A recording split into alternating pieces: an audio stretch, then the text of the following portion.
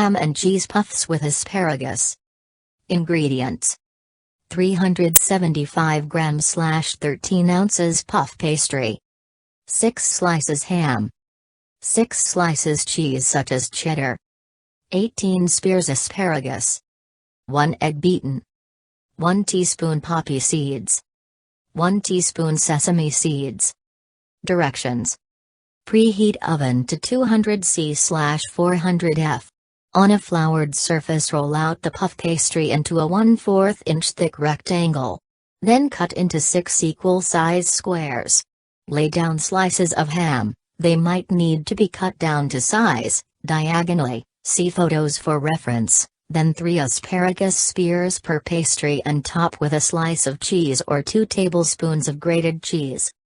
Bring one corner of the puff pastry over and brush the tip of it with a beaten egg, then fold the opposite corner, so it overlaps, press down with a fork to seal.